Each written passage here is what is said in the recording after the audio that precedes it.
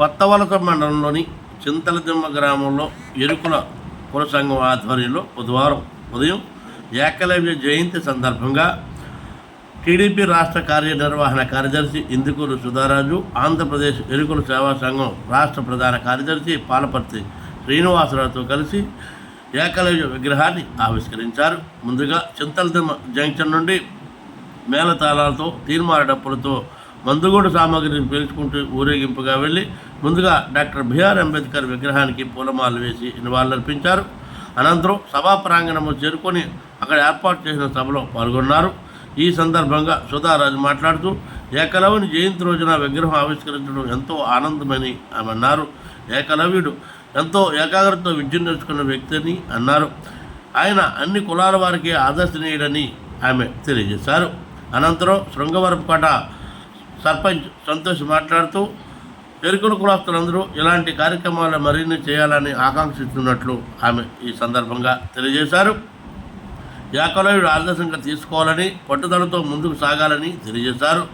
ఈ యొక్క కార్యక్రమంలో జిల్లా అధ్యక్షుడు పాలవలస గౌరీ, జిల్లా ఉపాధ్యక్షుడు పాలవలస పైడితల్లి, రాష్ట్ర ఉపాధ్యక్షుడు గేదెల సత్యబాబు, గేదెల సత్యము, రాష్ట్ర కార్యదర్శి గేదెల లక్ష్మణ్, అదేవిధంగా జిల్లా మహిళా అధ్యక్షురాలు గొర్రెల సత్యవతి, జిల్లా ప్రధాన కార్యదర్శి గొర్రెల గౌరీశంకర్, గౌరీ గ్రామస్తులు తదితరులు ఈ యొక్క కార్యక్రమంలో పాల్గొని విజయవంతం చేశారు.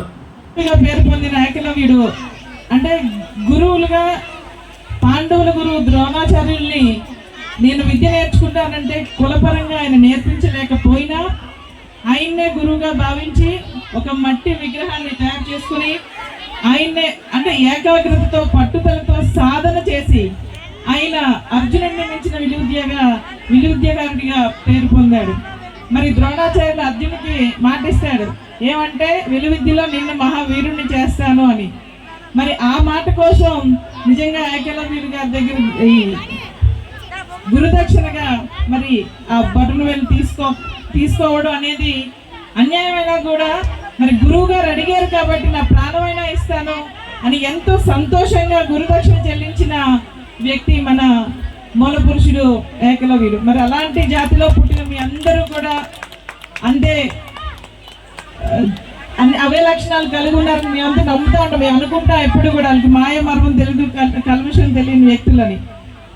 మరి అలాగే కుల వృత్తులు చెప్పారు.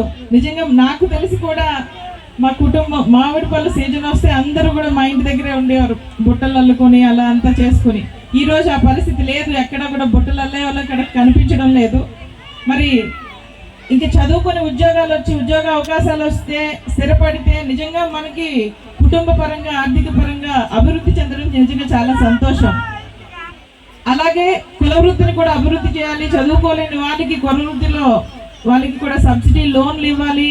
ఇవన్నీ కూడా పూర్వం గవర్నమెంట్ ఖచ్చితంగా ఇచ్చింది అని చెప్పి మీ అందరికీ కూడా ఇప్పటివరకు పెద్దలు చెప్పారు. దానికోసం ఖచ్చితంగా మనందరం కూడా మన ఎమ్మెల్యే గారి దృష్టికి తీసుకెళ్దాం. మరి అలాగే లోకేష్ గారి దృష్టికి తీసుకెళ్తాం అని చెప్పి నిజంగా 5 పాయింట్లు మీరు చెప్పినవి నిజంగా మంచి పాయింట్లు. శ్రీనివాస్ గారు కుల కమిషన్ మనకి ఎరుకుల కార్పొరేషన్ కావాలని చెప్పి అడిగారు. నిజంగా న్యాయమైన కోరికలకు లోకేష్ గారు కూడా ఖచ్చితంగా స్పందిస్తారు. ఆయన అనుకూలంగా మీ అందరికీ కూడా చేస్తారని మేము అందరం నమ్ముతున్నాం. మరి అలాగే సబ్సిడీ లోన్ల కోసం అడిగారు. మరి ముఖ్యంగా ఐటీడీఏ మన జిల్లాలో విభజన జరిగినప్పుడు మన ప్రాంతాలకి ఐటీడీఏ కావాలని మనం అప్పటి నుంచి కూడా గతంలో కూడా మనం అడగడం జరిగింది, గత ప్రభుత్వంలో కూడా.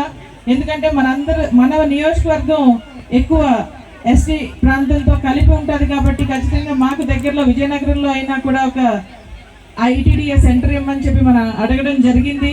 మరి అలాగే దానికి కూడా మీ అందరం కూడా మీ వెంట ఎప్పుడు కూడా ఉంటామని చెప్పి తెలియజేసుకుంటా ఉన్నాను.